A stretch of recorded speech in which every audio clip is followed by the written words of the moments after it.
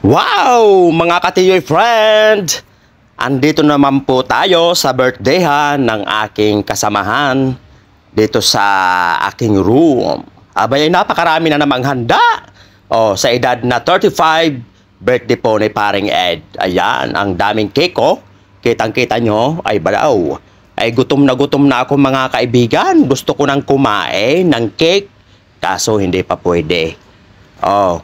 Ay talagang nagugutom na ako. Siya nga pala, siya nag-blow na siya ng candle.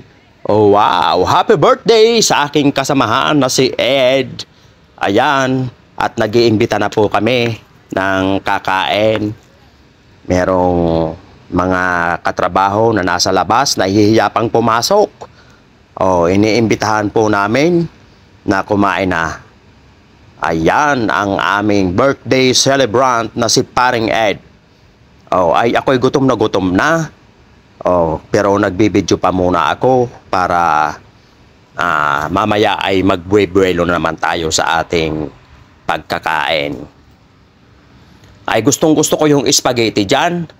Tsaka yung cake, gusto ko ng kunan. Hindi ko po kayo. Hindi, sa labas na. Kaya, kuha muna kayong dito kuya. Hindi po kayo makasama. Sige, lang. Bawal sa labas. Bawal po sa labas eh. Bawal ba? Okay, boss, bawal daw yan. Bawal hindi kabayan.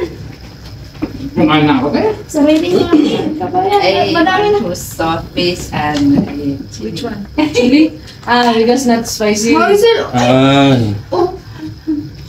Napanood ng pain. Hindi lang lumabas. Tara kuya. Sir, kuha na ako spaghetti. Sir, dito ka sir. Pasok sir.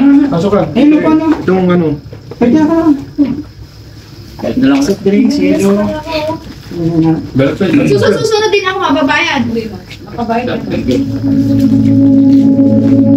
Kahit po siya bayad mo. Thinking about what actually moves you in your life, which is a really difficult question, but I think ultimately it's about authenticity. And it's a difficult thing to categorize, but I think artists and creative people who do things authentically and who express their own place in the world, and by extension help us. Kabayad na. Galing! Hindi nang lalaki yung credit ni Ate Shell. Oh, sabi na ulit.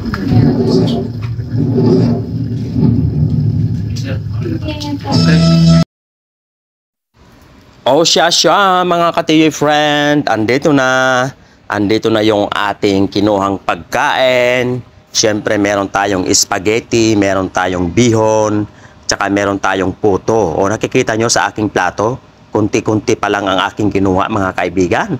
Siyempre dito na ako pumapak sa loob ng kusina dahil walang tao dito mga katiyoy friend, para hindi makita yung aking subo. Di ba? Ang dami-dami Ay salamat po Paring Ed sa handa mo.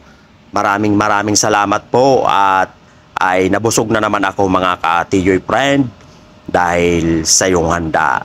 Ay salamat po. Muli sa my birthday. Ay pagkatapos ko nito ay kukuha ako ng cake, babalik ako doon. Siya mga ka-tiyoy friend.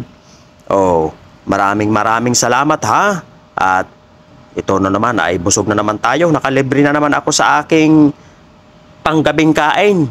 Ay bye-bye mga kaibigan. Hanggang dito na lang. Yummy.